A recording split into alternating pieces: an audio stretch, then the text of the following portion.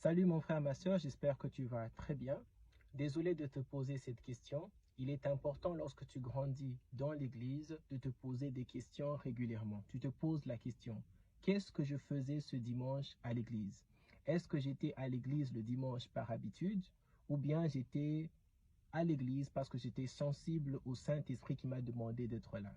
Tu vois, ton problème, c'est que lorsque quelqu'un te pose la question, pourquoi est-ce que tu n'es pas venu le dimanche passer à l'église? Je ne te vois plus à l'église, tu es frustré. Tu es frustré parce que tu ne sais même pas pourquoi est-ce que tu es à l'église. Je vais t'aider. Ton pasteur ne prêche pas tous les dimanches. Parce que lui-même, il sait que ce dimanche, ce n'est pas mon tour, je ne suis pas loin pour ça, ou bien qu'il est invité dans une autre église pour prêcher parce que Dieu l'attend de l'autre côté.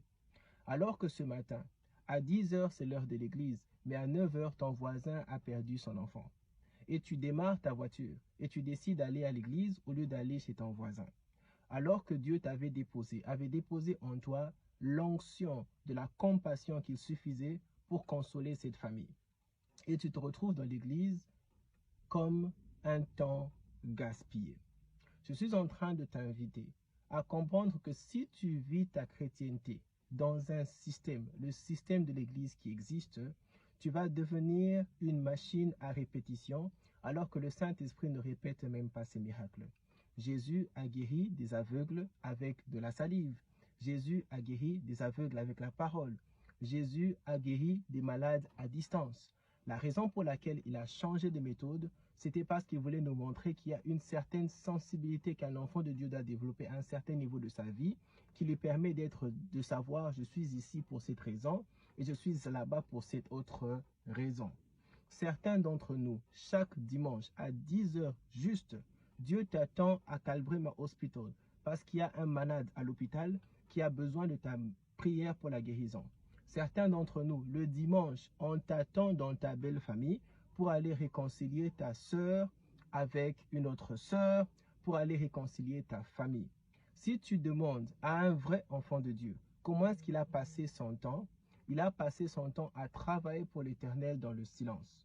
Alors, la prochaine fois que quelqu'un te pose la question dans l'église, pourquoi est-ce que tu es ici? Tu dois être capable de répondre à cette question. Je suis désolé de le dire et je le dirai à haute voix. Un homme de Dieu est appelé par Dieu le dimanche à venir prêcher, que l'église soit pleine ou bien qu'elle soit vide. Les personnes qui doivent te retrouver dans le temple de l'église n'ont pas besoin d'être nombreuses. Ce sont les personnes nécessaires qui doivent recevoir la nourriture nécessaire pour ce que Dieu a déposé pour eux. Certains dimanches, il n'y a rien pour toi. C'est comme ça que ton pasteur est frustré. Lorsqu'on demande aux gens de danser, tout le monde danse et toi tu ne bouges pas. Et on a l'impression que tu n'es pas chaud. Ce n'est pas un problème de chaleur, c'est un problème d'être au mauvais endroit. Tu t'es juste retrouvé au mauvais endroit parce qu'à cet instant-là, tu es un paramédic et quelqu'un vient de mourir sur le highway et avait besoin que tu sois là à 7 minutes pour l'emmener à l'hôpital. Laisse-moi te dire quelque chose. Je respecte les hommes de Dieu. J'ai beaucoup de respect pour T.D. Jakes en tant que pasteur. Mais ce qui s'est passé dans sa vie est important comme le sang pour toi. Il était sur l'altar, quelque chose est allé mal dans sa santé. Dieu merci. Personne dans l'église n'a décidé de parler en langue, de prier pour lui, on l'a porté, on l'a précipité à l'hôpital. Les médecins ne reçoivent pas assez de crédit, merci au docteur qui l'ont soigné. Merci à la sensibilité de son équipe qui a compris que l'église ne travaille pas contre le médecin. L'église ne travaille pas contre les avocats, que chacun a son ministère et que chacun fasse sa part. Si un homme de Dieu est tombé sur l'altar et que toute son équipe, sa femme et ses enfants pasteurs ont compris qu'il avait besoin d'une aide médicale, toi aussi, tu dois savoir que tes rendez-vous habituels du dimanche ne devraient pas être basés sur un agenda, sur un calendrier dicté par les hommes, mais par un calendrier dicté par le Saint-Esprit.